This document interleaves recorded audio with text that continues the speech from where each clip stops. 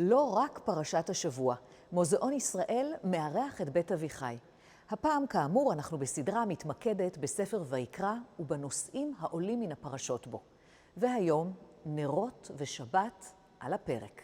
איתנו בשיחה אביגדור שנן, פרופסור לספרות האגדה והיועץ האקדמי של בית אביחי, ושרון וייזר פרגוסון, אוצרת באגף לאומנות ותרבות יהודית במוזיאון. מאחלת לכולנו מפגש מעניין.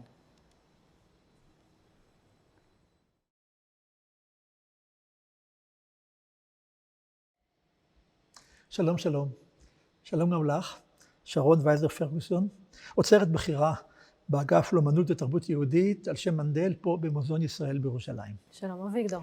אנחנו כמה ימים אחרי יום הזיכרון לחלל מערכות ישראל, ועוד כמה ימים קודם לכן יום הזיכרון לשואה ולגבורה. אלה שני אירועים שאחד המאפיינים שלהם זה הדלקת נרות. נרות נשמה או נרות זיכרון. ראיתי גם במוזיאון יש תערוכה של נרות כאלה, מה שאנחנו אשכנזים קוראים לזה גם נרות יורצייט, ביום הזיכרון הספציפי, אבל גם ימים שאומרים בהם לזכור ממילא, בכל החגים, וגם אירועים לאומיים, כולנו מכירים את העניין. אני מתאר לעצמי שגם עליהם יש מה לומר, למרות שלפי שאני למדתי, אז זו תופעה מאוחרת.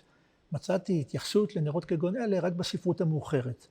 מאידך גיסא, המשנה פעם אחת מזכירה נרות של מתים, עוד נדבר על זה בהמשך, אבל אין הכוונה כנראה לנרות יורצייט, לנרות זיכרון, אלא סוג אחר של נרות שעוד נגיע אליהם. כך שאנחנו בתקופה של בין נרות לנרות, וגם נדבר על נרות בהמשך הדרך שלנו כאן. איך כל זה מתקשר לפרשת השבוע? פרשת אמור. פרשת אמור בספר ויקרא, הקרוי גם תורת כהנים, כי הוא בעצם ספר שמכוון בראש ובראשונה לעניין קורבנות וכהנים. זו הפרשה המובהקת ביותר שקשורה לכהנים. היא פותחת במצווה אמור אל הכהנים, ועוסקת בעניינים רבים שקשורים אל הכהונה. כך למשל השאלה למי רשאים הכהנים להינשא. כולנו יודעים על האיסור להינשא, לגרושה וכיוצא בזה.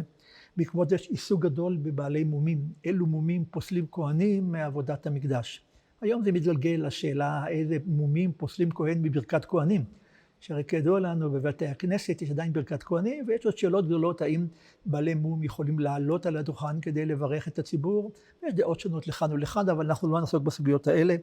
מדברים על הקדושה המיוחדת של הכהנים, במה שנוגע לקרבה אל המתים, כולנו יודעים, עד היום כהנים עומדים בבית הקברות במרחק מסוים כדי לא להתקרב אל המתים, אבל גם דיני קורבנות למיניהם, כגון המצווה לא לשחוט אותו ואת בנו ביום אחד, יש מפרשים את זה כמעין חמלה על בעלי החיים או הסברים אחרים, והרבה מאוד על מועדי השנה וקורבנותיהם. מתחילים כמובן בשבת, ועוברים לכל החגים כולם, מועדים ורגלים. בסוף יש גם סיפור קצר על איזה מקלל שקילל והוצא להורג, אבל לפניו מגיעים כמה פסוקים שהם קשורים לענייננו שלנו היום, ואני אקרא אותם כדי שנצא מתוכם. וכך נאמר בפרק כ"ד, הפרק המסיים את פרשת אמור. וידבר השם אל משה לאמור. צו את בני ישראל, ויקחו אליך שמן זית זך כתית למאור, להעלות נר תמיד. מחוץ לפרוכת העדות באוהל מועד, יערוך אותו אהרון מערב עד בוקר, לפני השם תמיד, חוקת עולם לדורותיכם. על המנורה הטהורה, יערוך את הנרות לפני השם תמיד. זו החנוכיה או המנורה, יותר מאוחר חנוכיה שהייתה במשכן ובמקדש, והמצווה שנר אחד שם תמיד דלק, ומתוך כל זה גם בא הרעיון לעולם של נר תמיד שתלוי בבתי הכנסת שאני מכיר מעל מקומו של החזן ליד ארון הקודש. נכון. יש נר תמיד בבית הכנסת, וזה גם מתקשר למה שדיברת, מה שהזכרת קודם לגבי נר נשמה, מכיוון שנר תמיד, כשתלוי בבית הכנסת, לא כתוב עליו בדרך כלל נר תמיד, אלא זה נר שנתרם הרבה פעמים לזכר מישהו שנפטר, ויש מנהג, במרוקו למשל נהגו להדליק את הנרות, היו בבתים נרות או מנורות שהם מכלי זכוכית שמילאו במים ושמן ופתילה, והם היו תלויים בבית. כשמישהו נפטר הורידו את הנר הזה והדליקו במשך שנה לזכרו כך בבית את הנר, נר נשמה, ובתום שנת האבל העבירו לבית הכנסת, הרבה פעמים עם הציון של שם של הנפטר, וכך הנר הזה היה תלוי בבית הכנסת. זה גם נר נשמה לזכר אותו אדם, אבל גם נר תמיד לפעמים שהאיר את בית הכנסת. כלומר, הנרות שהאירו את בית הכנסת, היה גם אחד מהם שהוא נר תמיד ונר לזכר מישהו. ומה שמעניין, שאולי גם יקשר אותנו לנושא הבא שלנו של שבת, זה אלה נרות הנשמה לזכר נשים, כי נשים הדליקו לפעמים במרוקו, היה נר פליז בבית, שאיתו האישה הדליקה נרות שבת, ואחרי פטירתה, אחרי שנת האבל, הוסיפו את השם שלה על הנר, וגם תרמו לבית הכנסת. ושם, שוב, יש כאן את הקשר בין האישי לבין הקהילה, והיא ממשיכה להאיר. ומה שנראה לי מעניין, הקישור בין נר נשמה לבין נר תמיד. והזיווגים שביניהם, אגב, נר נשמה כנראה עולה מן הפסוק בספר משלי, נר השם נשמת אדם, שנשמתו של אדם הוא בעצם מנצץ בתוכה גם נרו של האל, מכאן זה נקרא נר נשמה, נר זיכרון, אבל זה לא הנושא העיקרי שלנו. הזכרנו אותו משום שאלה ענייני דיומא בימים שאנחנו עמדנו בשבועות האחרונים. אגב, אני רוצה רק לדייק, מניין הגיע המנהג של נר תמיד בבית הכנסת, אז המדרש מספר לנו שבמקדש, במשכן, במקדש, נר אחד, הנר המערבי ביותר, מעולם לא קבע. הוא היה נר קבוע, וממנו היו מדליקים את כל הנרות האחרים. זה נר התמיד, נר תמידי, שנמצא במקום שנמצא בבתי הכנסת. ובכן, אולי מילה שרון, היכן אנחנו נמצאים ברגע זה? כן, אז אנחנו נמצאים בתצוגת הקבע של האגף לאומנות ותרבות יהודית במוזיאון ישראל, והחלק הזה שנמצא מאחורינו, בו אנחנו דנים בנושא של שבת. אפשר לראות שהוויטרינות כאן לבנות, בניגוד לשאר התצוגה שבה הוויטרינות בצבע אפור כהה. וזה מכיוון שהשבת הרבה פעמים מתייחסים אליה כקלה, ואנחנו עוד נדבר, אני מניחה, על הקשר בין האישה לבין שבת. אז בתצוגה שלנו כאן יש חפצים שקשורים בשבת, חלקם כולם מכירים, כמו פמוטים להדלקת נרות או מנורות, גביעים לשבת, ומכלים לבשמים שאנחנו קוראים להם הדסים לבשמים. אבל יש גם חפצים שהם אולי לא כל כך מוכרים ומעניינים. למשל, יש לנו כתבי יד שהם מיוחדים לשבת, שיש בהם פיוטים וקריאות מיוחדות, ממגוון של ארצות, יש גם מגרמניה, מתימן, מטורקיה, ואפשר לראות בהם אפילו איורים של מנהגי השבת במקומות האלה. הייתי גם מפות שולחן. נכון, יש לנו כאן מפה, מפות לכיסוי חלות, יש לנו סירים לבישולים של שבת, בישול ארוך, אפילו אחד עם שם של הבעלים, כדי שאפשר להניח אותו בתנור קהילתי. וגם אנחנו עוסקים כאן בנושא של מצוות חנה, כלומר 3 המצוות שניתנו במיוחד לנשים, וחלקן קשורות גם בנושא של שבת. לא נוכל להתעלם מהם. אבל אני מבין שנרות הנשמה הם לא בחלק הזה, אלא בחלק שמוקדש למחזור החיים. כן. יפה. בכל מקרה, מיצינו את נרות הנשמה ונר תמיד. נחזור באמת לנושא שלנו, נרות שבת, שמדליקים אותם על פמוטים, פמוטות. אמרת פמוטים. אני אמרתי פמוטים. כתוב כאן בכל הכיתובים, האמת ששתי הצורות נכונות. כאן בכיתובים ליד כל חפץ דווקא כתוב פמוטות, אבל מכיוון שתמיד מתקנים אותי כשאני אומרת את זה, אז החלטתי, בדיבור אני אומרת פמוטים. אז אני בדקתי, האקדמיה ללשון העברית אכן מאשרת את שתי הצורות, היא מעדיפה דווקא פמוטות על משקל לקוח, לקוחות, פמוטות. אבל אם נגיד פמוטים, פמוטות, אנחנו מסודרים לחלוטין. ובכן, פמוטים, פמוטות, אגב, הגזרון של מעלה לא ברור. אין שורש בעברית פ"מ-ט. ודאי יודעת, מילים עבריות משורשם, יש להם שורש של 3 אותיות. מאכל, לאכול, אוכל, טבח, מטבח. מה השורש פ"מ לא ברור, ויש התלבטות מאיזה שפה המילה עצמה הגיעה. בכל מקרה נגיד פמוטים, פמוטות, היינו הך אותו דבר. עוד דבר מעניין שלמדתי, ואני תמיד מודה לאוצרים ולאוצרות של המוזיאון, כי אני מתכונן לעומת דברים שלא הכרתי. מסתבר שבחלק מהמקורות פמות זה השולחן שעליו הדליקו את הנרות. כלומר, לא היה איזה מין עמוד כזה זקוף, אלא משטח שעליו היו מעמידים את הנרות, נרות שמן, בוא נזכור. ולכן אומר התלמוד למשל, פמות שהדליקו עליו בשבת, דברי הכל אסור לגעת בו, פמות שלא הדליקו עליו, דברי הכל מותר. בכל מקרה, הפמות התגלגל מלהיות משטח שעליו היו מניחים את נרות השמן, למה שהיום אנחנו קוראים לו, מה שמחזיק את הנר. מה שמחזיק בעקבותיו את הנר. כמה נרות? אני מכיר 2. יש כמה מנהגים, כן, בדרך כלל זה 2, אבל אני אוסיף לפחות.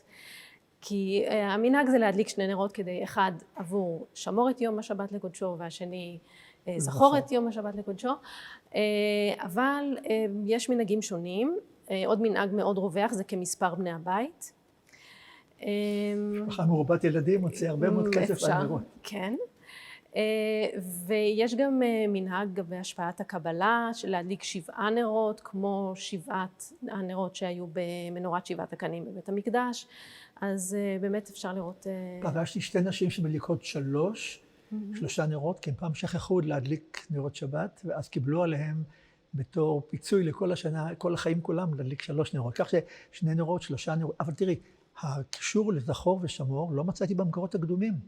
אני כזכור לחוקר ספרות אגדה של חז"ל, ולא מצאתי רק בדבריו של רבי חיים פלטיאל, חכם אשכנזי מהמאה ה-13, שהוא אומר לראשונה, אין לפחות מ2 נרות, 2 בנקבה, נדבר על זה עוד, בשבת 1 כנגד זכור ו1 כנגד שמור.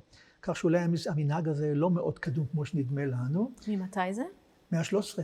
כן. העדות הראשונה, ייתכן שזה כבר קודם, אין לכם פה ודאי פמותות מתקופה כל כך קדומה. לא, אבל זו שאלה מעניינת שאתה שואל, מכיוון שבעצם, כמו שאתה הזכרת קודם, הנרות הקדומים, אפשר למצוא אותם באגף לארכיאולוגיה. נרות שמן. אלה נרות שמן, נרות חרס כאלה, שהשתמשו בהם, ואנחנו לא יודעים אם ישתמשו בהם למאור בבית, או כנרות שבת. וגם אחר כך, כלומר, חלק מהפמותים, או הפמותות שנמצאים אצלנו כאן בתצוגה, גם לגביהם אנחנו לא יכולים לדעת בוודאות אם מדובר בפמותים שנוצרו במיוחד עבור שבת. אנשים השתמשו בנרות כדי להאיר את הבית, אז קשה לדעת.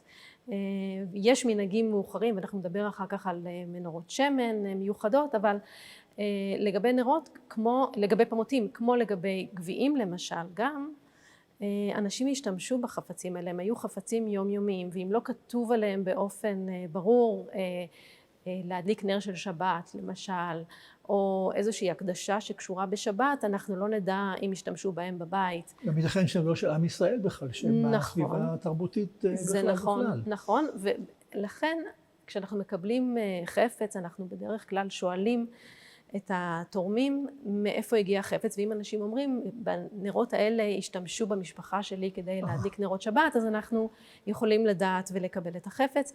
גם הרבה מהחפצים שנמצאים כאן בגלריה הגיעו אלינו אחרי השואה, הם חפצים שנבזזו מיהודים על ידי הנאצים בתקופת השואה, ומאוחר יותר הגיעו לכאן למוזיאון. ואפשר להניח שהם שימשו בבתים של יהודים, ומניחים שישתמשו בהם גם כנרות שבת. אז כדי להשאיר את הדיון של כך שוב במקורות, כן מקור אחד שמאוד מעניין לעניין הכפילות של הנרות, הוא סיפור שמופיע בתלמוד הבבלי, שפה מסובר על 2 חכמים שראו בערב שבת איזה יהודי רץ בבהילות, הוא מחזיק בידו 2 ענפי הדס. ושאלו אותו לכבוד מה הענפים, אז הוא אומר לכבוד השבת. מדוע 2 ענפים? ואז הוא אומר, 1 כנגד זכור, ו1 כנגד שמור, כך שזכור ושמור והכפילות הזאת כן נזכרת במקורות, אבל לאו דווקא על הדלקת נרות או פמותות. וזה בהחלט אולי המקור קדום ביותר שמדבר על הכפילות. בכלל, שבת היא קצת כפולה, יש לחם משנה שאוכלים בשבת, ויש אולי ודאי גם דברים כפולים אחרים, לפחות אוכל אצלנו תמיד כפול. יש גם מקור אחר, וגם הוא יחזק את מה שאת אמרת לגבי מספרי הנרות. מספר תלמוד הבבלי על אחד החכמים, רב הונא, עוד נזכיר אותו בהקשר חיובי אחר, נוהג היה רב הונא לעבור על יד ביתו של רבי אבין הנגר. נגר, אדם פשוט בשם רבי אבין. ראה הוא שהוא רגיל בנרות הרבה, שהוא מדליק נרות רבות לשבת, כלומר, מה שדיברנו עליו עכשיו, כמות הנרות. אמר, 2 בני אדם גדולים יצאו מכאן, בית מלא אור, גם יצאו תלמידי חכמים, ובאמת יצאו משם רבי עדה בר אבין ורבי חייא בר אבין. יש פה גם קשר בין לימוד תורה ולבין אור ושבת, כל המוטיבים האלה הולכים יחדיו. ועוד מקור אחד, נראה לי ראוי להזכיר אותו, לגבי שרה. המדרש מספר ששרה, הנר שאתה מדלקת בערב שבת, כי ברור לחז"ל ששרה הדליקה נרות כל ערב שבת, וכמובן פרסה את ידיה ואמרה את כל התחינות, כי המדרש הוא לגמרי האנכרוניסטי, הנרות התדלקו עד מוצאי שבת. היה נס בנרות של שרה שהם הספיקו לדלוק עד מוצאי שבת. כך שבמקורות הקדומים יש קצת ניסים בנר שנמשך, כפילות של הדלקת אש שמור וזכור וכיוצא בזה, דברים כגון אלה. אז אנחנו חוזרים לעניין שלנו כאן ולעניין הזה של גלריה, ולשאלה שנראית לי כל אחד חייב לשאול אותה. היום כל כך מובן שמדליקים נרות שבת. נדמה לי ראיתי ש52% מהבתים בישראל מדליקים נרות שבת. לא כולם בזמן הנכון, לא כולם בברכה, אבל באיזשהו מקום נרות שבת, אפילו בגני הילדים, אבא של שבת, אמא של שבת, יש הדלקת נרות. הנרות הפכו להיות לאיזה מין מייצג של יום השבת, יום הקדוש וכיוצא בזה. חלק מהאווירה. סליחה? חלק מהאווירה. חלק מהאווירה, השאלה הגדולה היא מתי בעצם מדליקים נרות, ולמה מדליקים נרות. אגב, לגבי מספר הנרות, אולי שכחתי לומר, יש אומרים שמלכתחילה הדליקו נר אחד בלבד, על כדי שיהיה ברור שהנרות הודלקו לכבוד שבת, לכן שניים. כי נר בודד אולי בא כדי להאיר את חשכת הבית. שני נרות ודאי באו להוסיף איזו אווירה של, לא יודע מה, קדושה או כל דבר אחר. אז בואו ננסה רגע להתחקות אחר ההיסטוריה. כמובן בתנ"ך אין לנו הדלקת נרות שבת. לפי המדרש כבר אמרנו, כל הדמויות המקראיות כיבדו שבת ואכלו צ'ולנט וחמין, אם זה היה תלוי במדרשים. אבל אין. אבל באמת זה מתחילים מן המשנה. יש מסכת שלמה במשנה, נקראת מסכת שבת, ופרק שלם עוסק בשמנים שבהם מדליקים את הנר. פה נזכור נר, חרס, נר עגול, במרכזו פתח, מן הפתח פתילה, ויש שמן בתוך הנר, והפתילה שואבת מן השמן, וכך היא מאירה. והמשנה מספרת כך דבר שאולי תסביר לי יותר, לא ייקוב אדם שפופרת של ביצה, כלומר ביצה שרוקנו אותה מתוכנה, נכון? כן. ומלאנה שמן, ויתננה על פי הנר בשביל שתהא מנטפת. כלומר, מעל הנר שמו ביצה מלאת שמן, והיא הייתה מנטפת לתוך הנר. המשנה אוסרת את זה, למרות שרבי יהודה מתיר, אבל אם חיברה היוצר מתחילה, אז מותר. כלומר, אם מלכתחילה, או כך הבנתי, הוא חיבר את הביצה בדרך כלשהי אל הנר, אז הדבר הוא מותר. נכון, זה אחד המקורות החביבים עליי. כן, כן. הוא נותן כאן המון כוח ליוצר, לאומן, למעצב.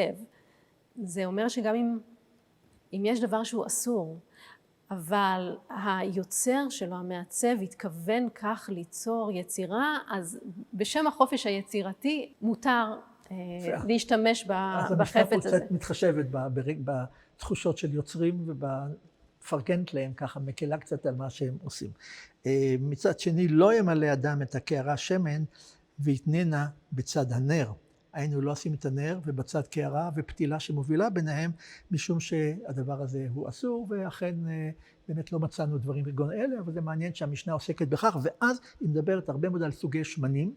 באילו שמנים אפשר להדליק את הנר, יש שמנים טובים יותר, טובים פחות, חלקם ודאי ריחניים, חלקם ודאי ריחם בלתי נסבל, ואז עוסקים בעוד דבר שאני מוצא אותו כמעניין, המכבה את הנר, נר בודד, המכבה את הנר, מפני שהוא מתיירא מפני עובדי כוכבים, פוחד שיש פה איזה פוגרום ולא יהודים עוברים בסביבה, הוא מעדיף לכבות את הנר, או מפני ליסטים, מפני שודדים, או מפני רוח רעה, איזה מין שד או מי יודע מה, או בשביל חולה שישן, פטור.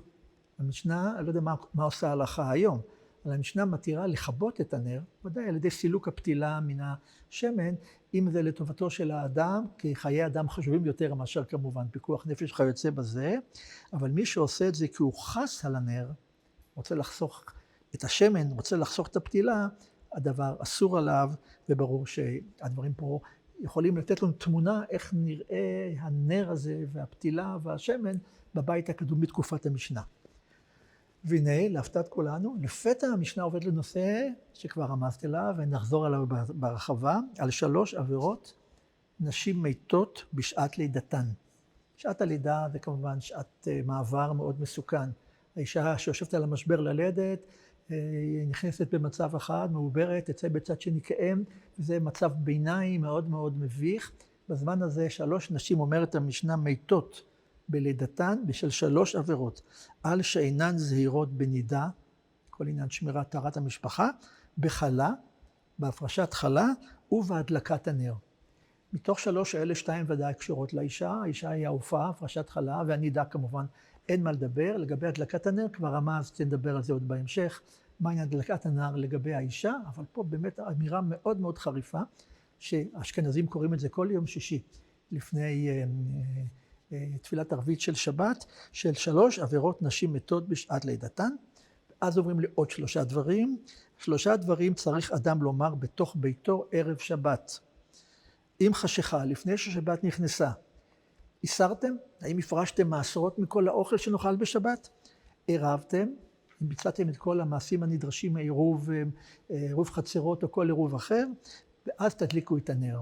כלומר, לאסר את האוכל, לערב את העירובים המתאימים ולהדליק את הנר, זה דברים שצריך אדם, כנראה גבר, לומר בתוך ביתו בערב שבת, ואלה הדברים שהמשנה מספקת לנו כרקע למה שנדבר עליו עכשיו, שנראות הפמותות וכל מה שקרה במהלך הדורות עצמם. אבל תרשי לי רגע לחרוג למשהו שונה לגמרי, לא אכפת לך. נר השמן. בהרבה מאוד מקורות מדברים על נרות השמן בלשון נקבה. כך למשל בתלמוד אמר רב הונא, חצר שיש לה 2 פתחים, 2 כניסות, צריכה 2 נרות. בכל פינה צריך לשים נר, 2 נרות. מפני החשד של אנשים שיעברו בחצר ויראו שהבית אין בו נר, ולא יודעים שיש נר בדלת האחרת, ידליקו 2 נרות, אבל 2 נרות. נר זה זכר או נר זה נקבה? אני חשבתי שזכר. משום שאת נגררת אחרי הנר המקובל היום, נר השבה, שהוא סמל גברי, מובהק לחלוטין, ולא צריך להכביר בדברים יותר. נר השבה הוא מסמל כמובן גבריות בצורתו שלו. נר השמן, כדאי לדעת, והוא אחד הסמלים בספרות הקדומה כסמל נשי מובהק. תראי את הצורה שלו, מעוגלת, במרכז יש פתח, מן הפתח הזאת יש זרימה של נגיד שמן או כל דבר אחר. לא קשה לדמיין, לראות את הנר כסמל לאישה, ובאמת, למשל במקורות, הם מאוד עדינים בלשוננו, כאשר אדם בא לבית משפט ורוצה להעיד על 2 גברים שמקיימים יחסים עם אישה אחת, שזה כמובן חטא על פי תפיסתם, אומרים שיש פה 2 פתילות בנר אחד. וזה ברור לכל אחד על מה מדברים כאן, ש2 פתילות בנר אחד, ואפשר להביא דוגמאות נוספות, לכן מסביר מדוע נר היא יכולה להיות נקבה, לפחות בספרות הקדומה. היום כמובן, כמו אומרים נר בלשון זכר, נר גדול, נר יפה, אבל גם שיגיד נר גדולה או נר יפה, לא נתקן אותו. כמו שלא נתקן פמותים ופמותות. אז חוזרת לעצמה השאלה, ממתי מדליקים נרות ולמה ומדוע? אז מתי כבר יודעים, המשנה מעידה על הדלקת נרות בערב שבת. אבל מדוע? מה מטרתם של הנרות האלה? שאלה נוספת, ממתי מברכים על הדלקת נרות? יש פה בעיה. להגיד ברוך אתה השם אלוהינו מלך העולם, אשר קידשנו במצוותיו וציוונו. היכן ציוונו? בשום מקום לא מצאנו בתורה, בכל המצוות כולם, מצווה לברך על הדלקת נר. מיד נגיע לזה אם נעקוב לאט לאט אחרי התפתחות העניין. עד תקופת המשנה, נגיד שנת 200 לספירה, מדליקים נרות, אבל המטרה העיקרית הייתה שלום הבית. האור בבית, עונג שבת. בוא נזכור שבתקופה הקדומה בני אדם אכלו 2 ארוחות ביום. הלוואי עלינו, 2 ארוחות ביום. ארוחת בוקר יחסית מאוחר, וארוחת ערב מוקדמת לפני שקיעה, כדי לחסוך באמצעי התאורה. אז הארוחה האחרונה הייתה לקראת שקיעה, פרט לשבת. כדי לאכול ארוחה בשבת חייבים להמתין לשקיעה, וכבר נכנסנו לעניין החשיכה. ואז בית חשוך כמובן זה הזמנה להרבה מאוד צרות. אנשים נתקלים בחפצים, יש מריבות, הבית משדר אפלולית. לכן כנראה מלכתחילה הדלקת נר הייתה כדי שהבית יהיה מואר לעונג השבת, לשלום הבית כמו שהמקורות אומרים פעמים רבות, ועדיין לא היה חובה גמורה, ובוודאי לא אמרו ברכה עליו וכל כיוצא בזה. זה מה שידוע לי מבחינת ההתחלה. אנחנו בשנת 200 לספירה. אבל במשך הזמן, ואפשר לעקוב ויופי שיש מקורות בידינו לראות את דברים עצמם, במאה השלישית, רביעית, יש כבר חכמים שאומרים שחובה להדליק נר. זה לא תלוי בך, אתה חייב להדליק נר. אם אדם אומר, אני מכיר את הבית היטב, לא זקוק לתאורה כאן, אני יושב לבד לאכול, לא, אתה חייב להדליק נר. זה כבר במאה השלישית-רביעית, וזה שוב בתלמוד הבבלי. אגב, דיון בשאלה אם אפשר להדליק את נר שבת בעיטרן. עיטרן הוא ודאי חומר בעל ריח רע, שלא לומר משהו יותר גס. אז רבי ישמעאל אומר, לא מדליקים בעיטרן, בגלל כבוד השבת, כי הריח רע. ואם הריח רע, האדם יוצא מן הבית. אז אומר התלמוד שיצא, מה הבעיה שיצא? לא, הוא חייב להיות בבית, ההדלקת נר בשבת חובה. וזה אומר חכם בשם רבא במאה השלישית-רביעית. כלומר, לראשונה נתקלנו פה כבר שזה לא עניין של רשות, אלא עניין של חובה, עדיין בלי ברכה. בלא ברכה, על הבית חייב להיות מואר, שאמר רב נחמן זה וזה, ואמר רב זה וזה, אמר רב הדלקת נר בשבת חובה.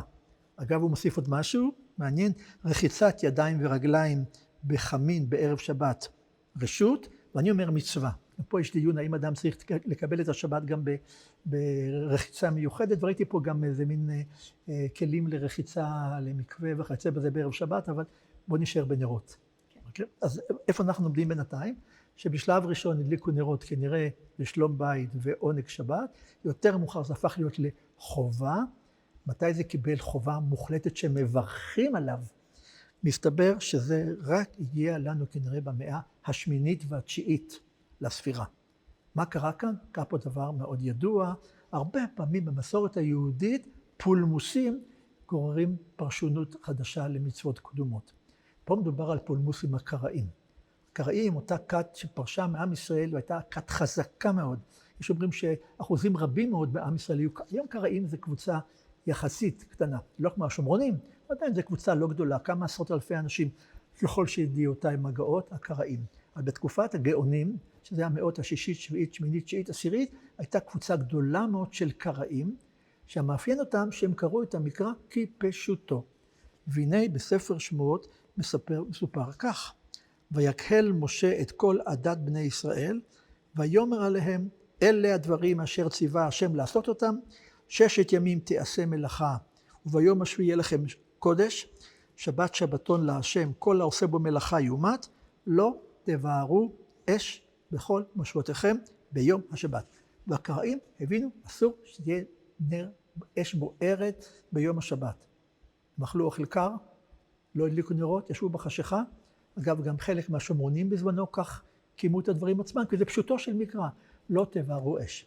באו חכמינו, זכרם לברכה, ואמרו אסור להדליק אש ביום השבת, אסור לבער את האש, להדליק, אבל מותר להחזיק אש שהוכנה מראש, וזה כמובן חלק מהפולמוסים בין הרבניים לבין הקראים.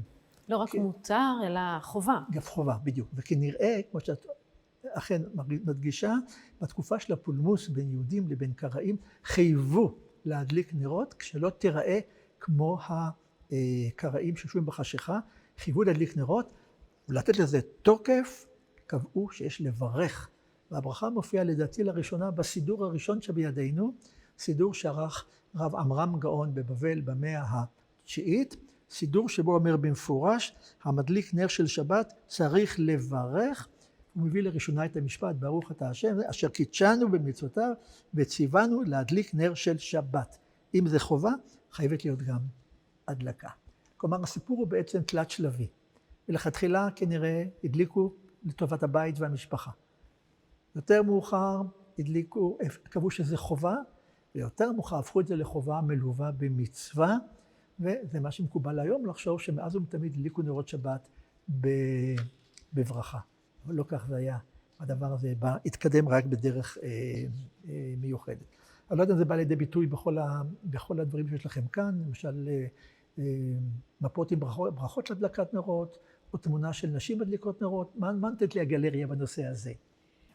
החפצים שיש אצלנו הם יחסית מאוחרים, כלומר זה ברור שבתקופה שהם נוצרו כבר הדליקו נרות והייתה חובה וגם הברכה. לגבי המפה שאתה רומז עליה שבאמת נמצאת כאן מאחורינו בתצוגה, זו מפה שכנראה כיסו בה חלות לשבת, והיא מבטאת איזשהו מנהג קבלי. הברכה שכתובה שם היא ברכה לשלום הבית, ברכה כללית לשלום הבית, ומתוארים עליה המנהגים הקבליים לשבת. כלומר, יש שם חפצים שהיו במשכן ובמקדש, מנורת שבעת קנים, הלחם, שולחן לחם הפנים, המזבח, ואפשר לראות עליה גם את הסידור המיוחד של שולחן השבת. כלומר, למשל, החלות, לא זוג של חלות, כמו שאתה הזכרת קודם לגבי הזוג, אלא 12 חלות. כמו לחם הפנים. כמו שולחן לחם הפנים לגמרי. כך הוא היה מאורגן, אבל כאן הן מונחות החלות אחת מעל השנייה, כלומר יש כאן 3 ו3, ואז אחת מעל השנייה בכל אחת מהשלושות האלה, ובאמת קיבלנו את המפה הזאת מהמשפחה של הרב כדורי, שהיה מקובל גדול בעיראק.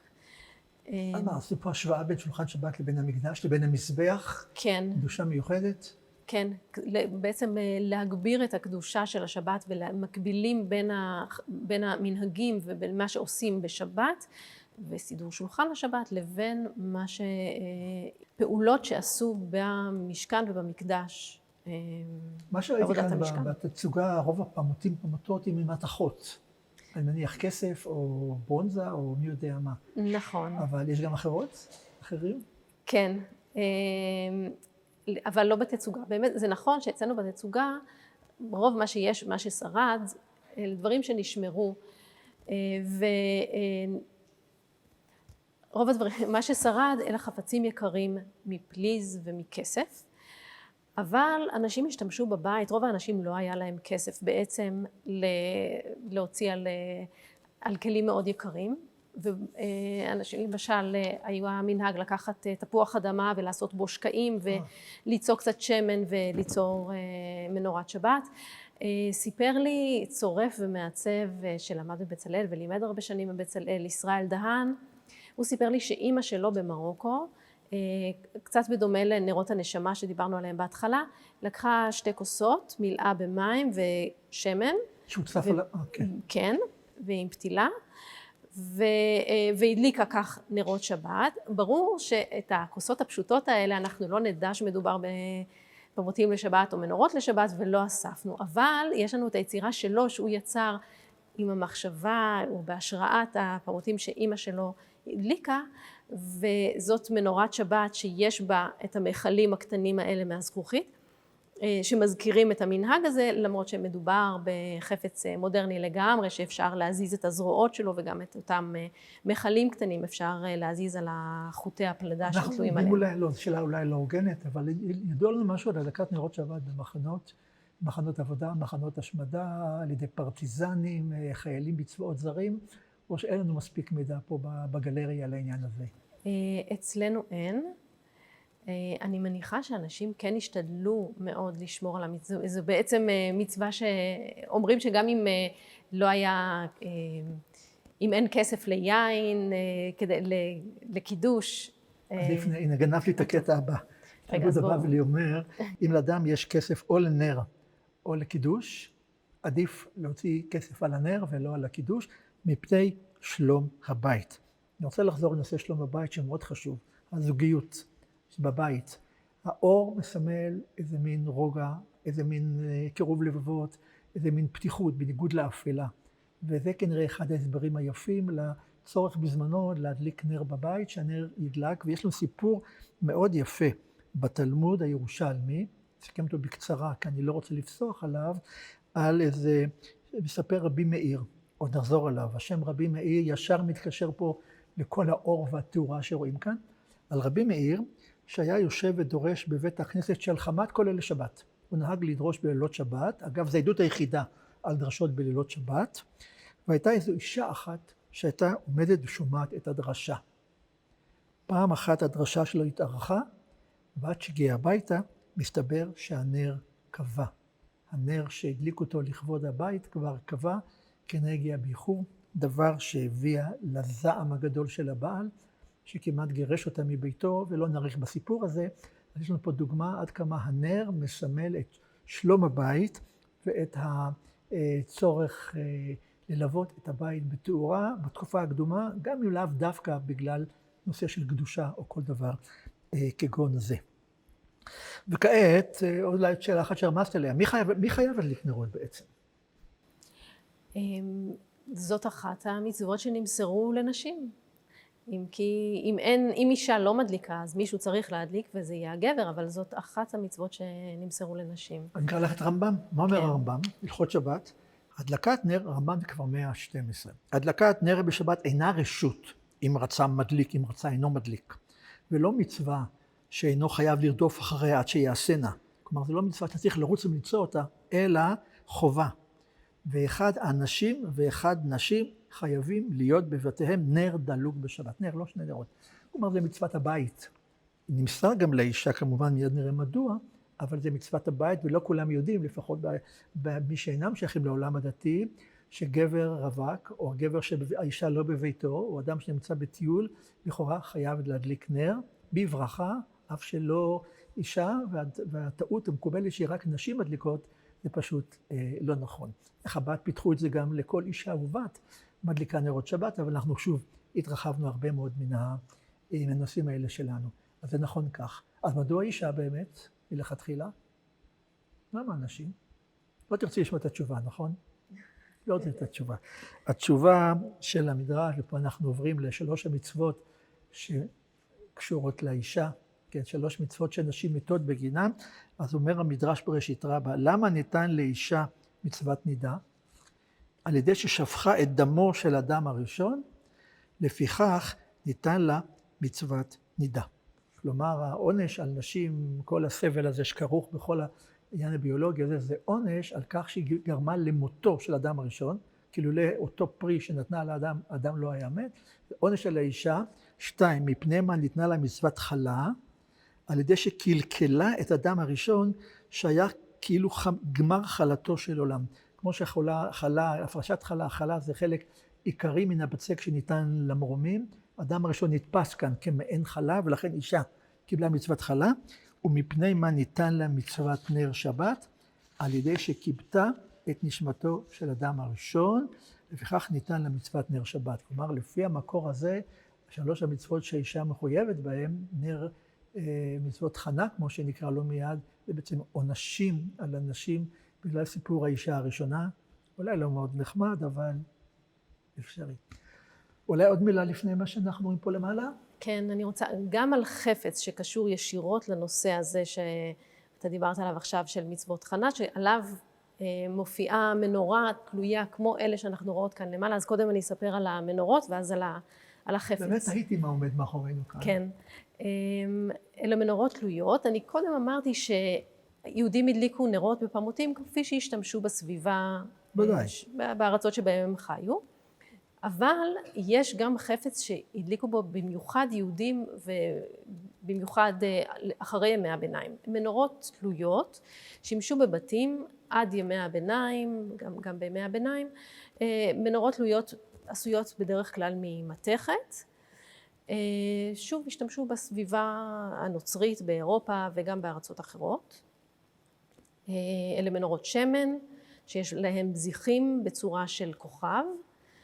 בכל אחד מהם אפשר היה להדליק פתילה, וזה גם מעניינת כאן השאלה גם באמת כמה נרות הדליקו, מכיוון שזה ברור שיותר מ2 נרות. או 2 נרות. או 2 נרות. אחרי ימי הביניים, התחילו להשתמש בסביבה הנוצרית באירופה בנרות שעווה, והפסיקו להשתמש במנורות התלויות. מי המשיך להשתמש עד תחילת המאה ה-20? היהודים. זו הייתה מנורת שבת מקובלת בבתים יהודים. אפשר לראות תיעוד שלה גם בכתבי יד וגם את החפצים האלה. איך מגיעים אליה? אז לפעמים היה מתלה בצורה כזו של מסור, אפשר היה לתלות אותה מעל השולחן, הייתה במשך כל השבוע נמצאת למעלה, ואז מורידים אותה ומנמיכים אותה לקראת שבת ומדליקים בנרות. ונקראה יודנשטרן, מכיוון שהייתה כל כך מקובלת אצל היהודים. כוכב היהודים. אבל מי שלא המתקן הזה צריכים לטפס כדי להדליק נרות. או שהייתה מלכתחילה קצת נמוכה. נמוכה יותר, בניגוד למה שרואים כאן. היא בדרך כלל מכוכבת או לא בהכרח? כן, זאת הצורה הזאת של כוכב, ומה שמעניין זה, מה שאפשר לראות כאן זה מנורות מאיטליה, מאנגליה, מארצות השפלה, מגרמניה יש אצלנו בתצוגה, אבל יש גם מנורה מתימן שעשויה בצורה דומה, כלומר צורה כזו שמעוגלת עם פינות שמזכירות כוכב. כנראה שמדובר במסורת מאוד קדומה, יכול להיות שאפילו גם בארץ ישראל, עוד לפני שיצאו לגלות, ואז לקחו איתם את אותה... אבל מאוד קדום. כן, ובתימן המנורה הזאת עשויה מאבן, מכיוון שאבן לא מקבלת טומאה, ולכן יש הרבה חפצים בתימן שעושים מאבן. הבטחתי לדבר על חפץ מיוחד שמתוארת עליו מנורה הזאת, היודנשטרן. יש אצלנו באוסף קופסה קטנה מאיטליה, מהמחצית השנייה של המאה ה-15, כלומר מאוד מאוד מוקדמת, ואפשר לראות עליה אישה שמקיימת את מצוות חנה, את 3 מצוות הנשים. אפשר לראות מימין את האישה לשה את הבצק להפרשת חלה, עם סרט קטן שמעל שכתוב עליו הברכה, כתובה מעליו הברכה. האישה רוחצת באמבט עגול במרכז, זו הנידה, והדלקת נרות בדיוק על מנורה מהסוג הזאת, זה מאיטליה. אתה יודע למה שימשה קופסה קטנה כזאת? היא ממש קטנה, זה לא קופסה לתכשיטים שהשתמשו בה בתקופה הזאת, זה משהו 13 על 6 סנטימטר, זה כל קורש, אני לא יודע באמת למה. ככל הנראה, השתמשו בה כדי לשים מפתחות. אתה הזכרת קודם את העניין של עירוב. בשבת אסור לטלטל מפתחות. לא בארץ, כן, בארץ עירוב, במקום שאין עירוב. נכון, ולכן את המפתחות שבה האישה נעלה תיבות של בגדים שהיו בבית, יחסנו טקסטילים באותה תקופה בתוך תיבות עץ גדולות, היא יכלה לנעול במפתחות, ואת הצרור הזה של בעלת הבית שמה בתוך הקופסה. אפשר היה לנעול את הקופסה הקטנה הזאת מהכסף במפתח קטן ולתלות על הצוואר. וכאן אני מפנה את תשומת לבך לחלק העליון של הקופסה. אתה רואה את החוגות האלה, נראה כמו שעונים.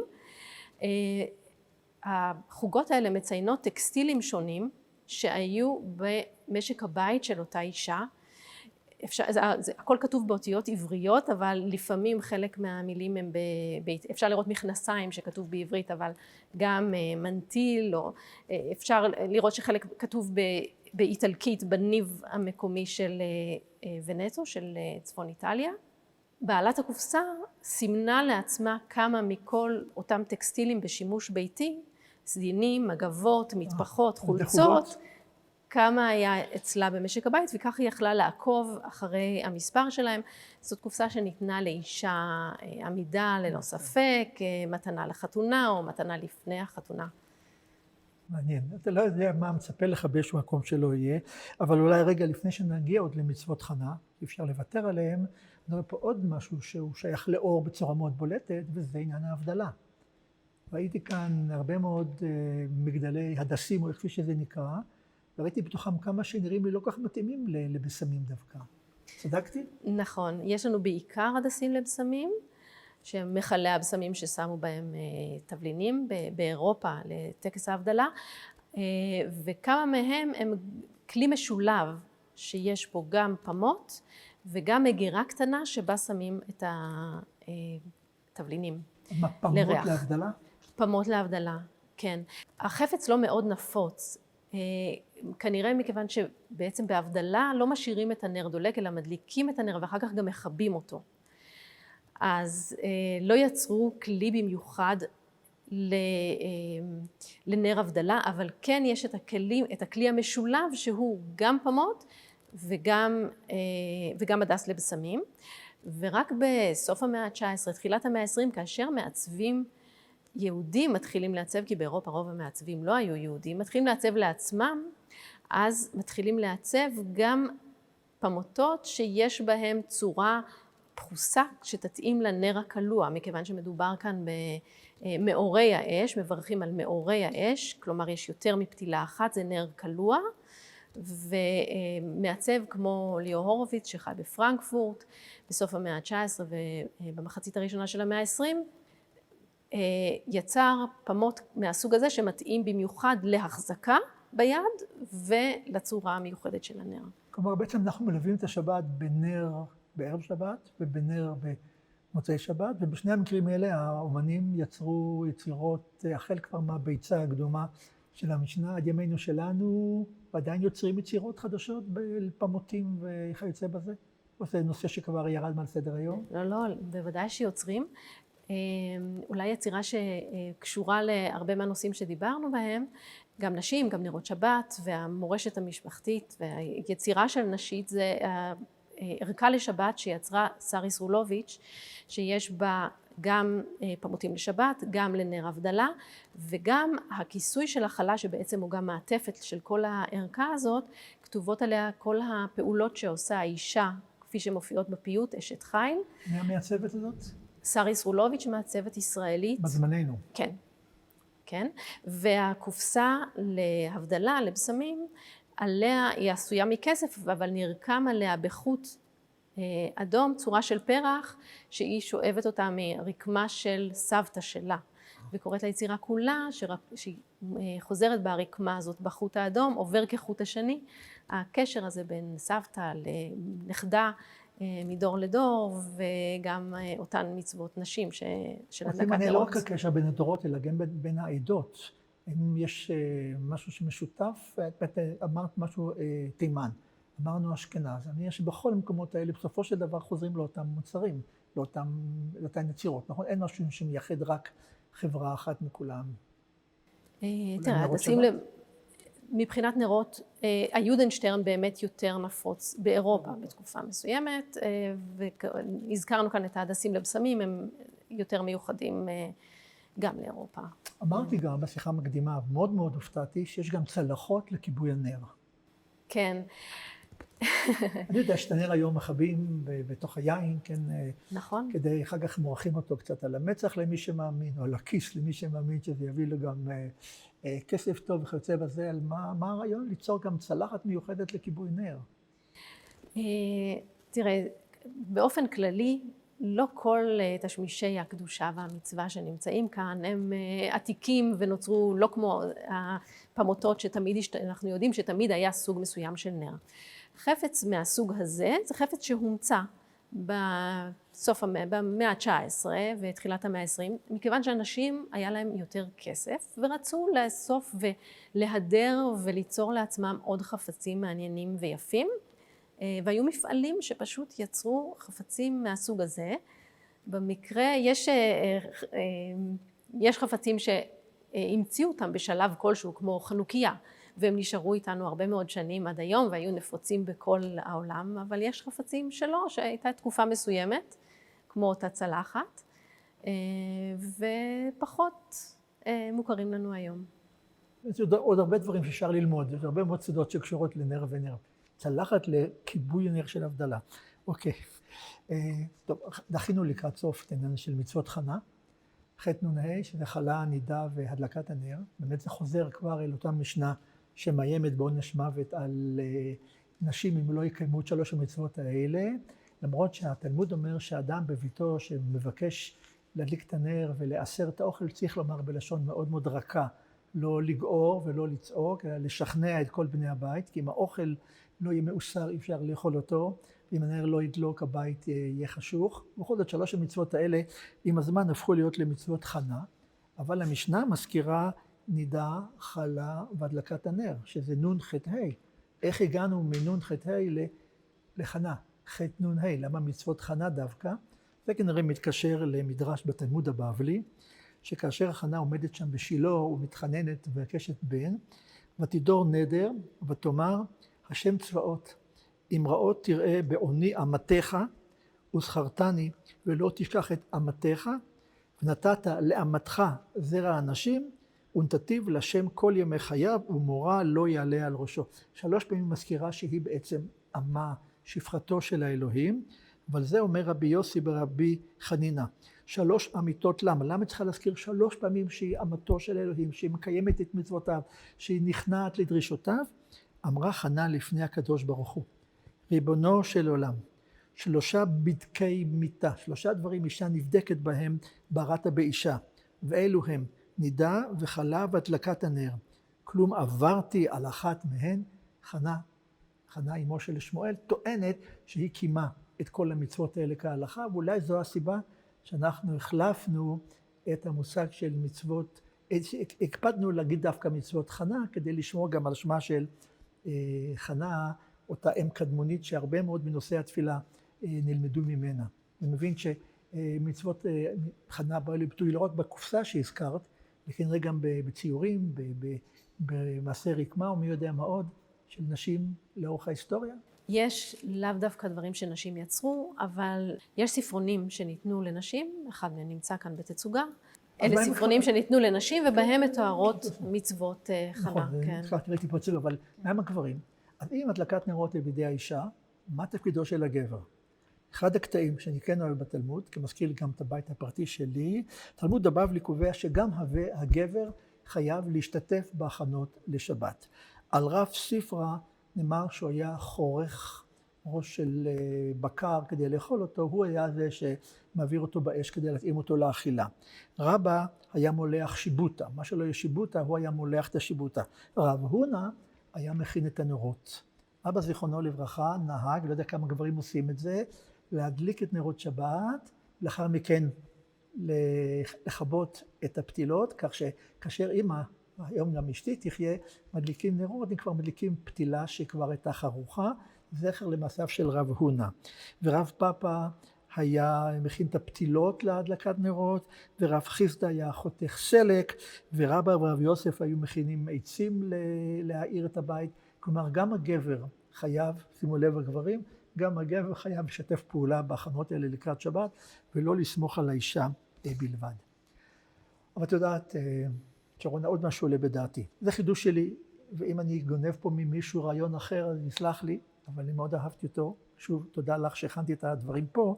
זה הסיפור המאוד ידוע, כולנו שרים, שלום עליכם, עליכי השערית. כן, הפיוט המפורסם הזה, ששרים אותו ברוב הבתים, לפחות שומרי המסורת, ולא רק בערב שבת, בליל שבת, ליל שבת, לא ערב שבת. ערב שבת זה יום שישי. בליל שבת, זה מבוסס על סיפור שמופיע בתלמוד הבבלי, שאומר רבי יוסף בר יהודה.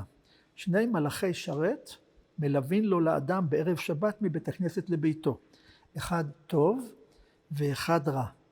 וכשבא לביתו הוא מצא נר דלוק ושולחן ערוך ומיטתו מוצעת, מלאך טוב אומר, יהי רצון שתהא לשבת אחרת כך. ומלאך רע עונה בעל כורחו אמן. ואם לא, מלאך רע אומר יהי רצון שתהיה לשבת אחרת כך, ומלאך טוב עונה אמן בעל כורחו. שמתי לב שפה מדובר על 3 דברים שמוצאים בבית, נר דלוק, שולחן ערוך ומיטה מוצעת. נר דרוך, הדלקת הנר. שולחן ערוך, חלה. ומיטה מוצעת, בלשון מאוד עדינה, לקיום יחסים שעדיין מקובל בליל שבת. כלומר, ייתכן מאוד שדווקא הדגישו כאן נר דלוק, שולחן ערוך ומיטה מוצעת כדי לרמוז ל3 המצוות האלה של חנה. לא יודע אם החידוש שלי הוא חידוש או לא חידוש, אבל הוא בהחלט מצא חן בעיניי. ונדמה לי, יש עוד נר אחד, שהפתעת אותי כשדיברנו שגם צריך, לא מזמן היה פסח. נכון, נר לחיפוש חמץ, בערב פסח. מה הסיפור הזה? יש ערכות, נכון? ערכות. כן, היום יש, אבל היום זה אולי מקובל ערכה כזאת, אבל בשנות ה-80, בשנות ה-90, לא כל כך מזמן, אבל אומנים התחילו ליצור חפץ מיוחד עבור בדיקת חמץ. למשל, משה צברי יצר, זה נראה קצת כמו היאה שלתוכו אוספים את החמץ, זה פמות, כתוב על בדיקת חמץ, ויש מקום לנוצה, ואפשר ללכת כך עם חפץ מהודר, עשוי כסף, ולחפש את החמץ. וגם כאן בתצוגה עכשיו, טרקטור לביעור חמץ, שיצר אבי בירן, וכן, ברוח משעשעת יותר, אבל יש שוב מקום לנר, ומקום לנוצה, וכף לאסוף את החמץ. אז תראה, יסוד הדברים זה במקורות הקדומים. אור ל14 בודקין את החמץ לאור הנר. זה לא מדובר שם על נוצה, מדובר על אור הנר. אין בודקין לאור החמה ולא לאור הלבנה, אלא לאור הנר, לפי שבדיקת הנר יפה מרובה. יותר טוב לבדוק עם נר שיכול להגיע יותר קרוב מאוד לכל פינה ופינה, לכל חריץ בבית, ואף על פי שאין ראיה שדווקא צריך בעזרת נר, אלא יש זכר בפסוק מספר צפניה, שגם נחתום בו יותר מאוחר את הדברים, והיה בעת ההיא אחפש את ירושלים בנרות, אומר האלוהים. פשוטו של פסוק הוא לא נחמד. בספר צפניה אומר אלוהים, אני אבוא לבדוק את החטאים שלכם, ובעזרת נרות אני ארוץ אחרי כל חטא ואחרי כל פגם. המדרש הופך את זה, אומר לעתיד לבוא, ירושלים כולה תהיה מאותרת בנרות, ולכן אנחנו גם את החמץ פוסלים על ידי בדיקה דווקא בעזרת נר. ואני מוכרח לשאול אותך, פה כל הזמן מקנית אותי משהו על השולחן לידך פה, אני רואה פה שתי כפפות לבנות, מה את מחיביה שם מתחת? כן, כן. יש כאן חפץ שמסכם את השיחה שלנו בצורה מאוד יפה. זו... רגע, והכפפות למה? מכיוון חפץ מוזיאלי אנחנו מחזיקים רק בכפפות. רוצים אם... לשמר אותו לתקופה ארוכה. גם אם זה מתכת? כן, כן, כן, בהחלט. אז זאת קובייה רב תכליתית של אחד הצורפים והמעצבים החשובים של המאה ה-20. זליג סגל. פגשתי אותו בזמנו. ואפשר לראות בקובייה הזאת שהיא חפץ מודרני ועשוי אלומיניום. על כל אחת מהפאות של הקובייה יש התייחסות לנר אחר. בעצם יש כאן איזושהי אמירה על החיים המודרניים שאפשר בחפץ אחד, קומפקטי ורב תכליתי, להדליק בו את כל הנרות. זה כבד מאוד? זה די כבד, כן, זה יצוק. ומה יש בו? יש כאן, אנחנו התחלנו בנר נשמה, אז יש כאן מקום לנר הנשמה. נר חנוכה שעדיין לא דיברנו, נר להבדלה. רציתי לנחש, נר להבדלה. אוקיי.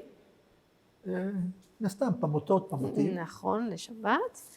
ויש כאן גם את הנר האחרון שעליו דיברנו, שהוא נר לבדיקת חמץ. אפשר לראות את הזווית, יש כאן, זה נר אחד, ויש לו זווית. כזאת שאפשר להסתכל ולהגיע אל הפינות. הגענו לחמש, יש לך... הנר להבדלה עובר, הוא עובר כאן מהחלק העליון אל החלק התחתון, כך שהוא סוג של פעמות שאי אפשר, כמו שאמרתי, את הנר הבדלה בעצם מחזיקים ביד בזמן הטקס, ולכן לא צריך להניח אותו. הוא עובר כאן מהחלק העליון אל החלק התחתון. זו יצירה חד פעמית שלו, שהוא ביצע אותו במוכרים וכו' וכו', את יודעת? זה לא חד פעמית. לא הרבה, אבל הוא יצר כמה כאלה, כן. בהחלט דרך טובה מאוד לסכם את מה שעשינו כאן, כי דיברנו על כל הנרות האלה, לא דיברנו כמובן על הנרות והידיעה, נרות חנוכה, אבל התחלנו בוא נזכור בנר נשמה, ודיברנו על נר תמיד בבית הכנסת, ודיברנו על נרות שבת, ודיברנו על נר ההבדלה, ודיברנו על הנר לבדיקת חמץ, כלומר באמת הנרות מלווים אותנו לכל הדרך כולה, ורמזתי לדבר אחד שאני חייב לך תשובה עליו, מה זה נר של מתים. אז מופיע באמת במשנה שאסור להשתמש בנר של מתים להבדלה, וחלק מהפרשנים, בייחוד המסורתיים מאוד, בטוחים שדובר בנר של זיכרון יורצייט, מכאן עדות שכבר בתקופה ההיא, אבל כנראה לא, אלא באמת נהגו ליד גופה של נפטר, לשים נר שידלוק עד כל עוד הוא חי, הנר מסמל את חייו, אבל זה לא נר זיכרון במשמעות המקובלת, כך שאותו נשאיר בשוליים ונסתפק בנרות השמחים שאנחנו ראינו כאן, עוד משהו להעיר? אפשר לומר לך תודה ולסיים? תודה, שרון, היה באמת מאוד מעניין. אני רוצה לסיים באותה ברכה שכבר רמזנו עליה. אומר התלמוד, השבת נרותיה הם כבודה. אומר התלמוד, אם שמרתם נרות של שבת, אני מראה לכם נרות של ציון. כלומר, נר הגאולה נובע משמירת נרות השבת, שנאמר, והיה בעת ההיא, אחפש את ירושלים בנרות, אותו פסוק שהפכו את משמעותו משלילי לחיובי, ונדמה לי שרוב הזמן דיברנו על נרות במשמעות החיובית. הפצנו אור, גם אור תורה, למדנו, וגם אור הנרות למיניהם. הזכרנו את רבי מאיר, שהוא החכם המאיר ביותר במקורות עצמם. אתה יודע, דרך אגב, כאשר כתוב בתורה שהקדוש ברוך הוא עשה לאדם וחווה כותנות אור בעין, רבי מאיר בתורה שלו היה כותנות אור. כך שהאור הוא לא רק אור פיזי, אלא גם אור רוחני, אבל זה כבר שונה מנושא ההרצאה שלנו כאן, ובוודאי מפרשת אמור. אז שוב תודה לך. תודה לך. תודה לגלריה שאירחה אותנו, ולכל העוסקים במלאכה, רבים הם, גם בבית אביחי בירושלים, גם במוזיאון ישראל בירושלים, איחדו כוחות יחד כדי להרבות אור, להרבות שמחה. תודה רבה ושבת שלום. שבת שלום.